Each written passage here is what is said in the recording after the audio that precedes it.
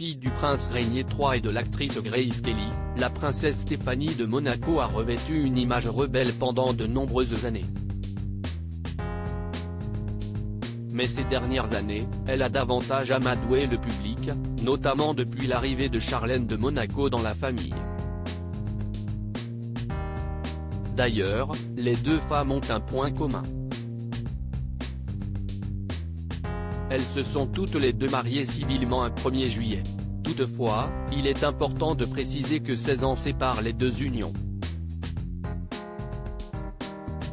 C'est en effet le 1er juillet 1995 que Stéphanie de Monaco a célébré son mariage avec Daniel Ducruet. Il était alors son garde du corps. Son frère, le prince Albert de Monaco, a pris Charlène Wittstock, devenue Charlène de Monaco, pour épouse le 1er juillet 2011.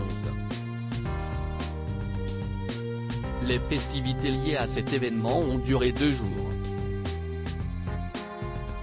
Le peuple monégasque était en liesse lorsque la cérémonie a eu lieu.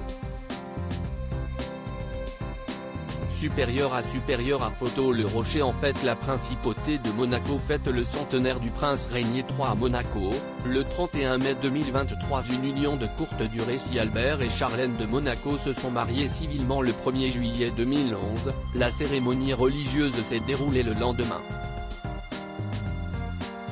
Elle a été organisée en 2 temps, d'abord au Palais Princier, puis dans l'église Sainte-Dévote, rappelle Vogue.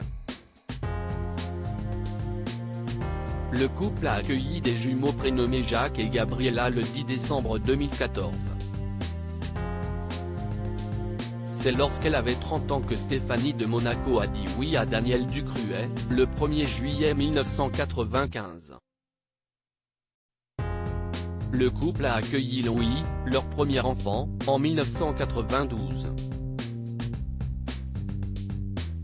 Pauline, leur fille, a vu le jour en 1994, rappelle Pure People.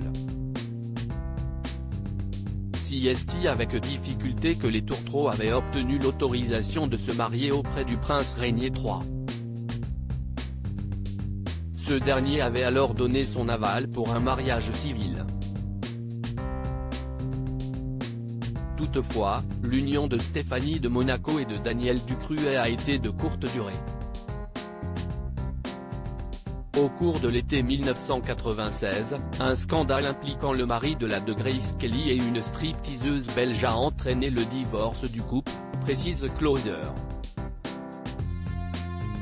Article écrit en collaboration avec 6 médias Crédit Photo. Jean-François Otonello. Nice Matin.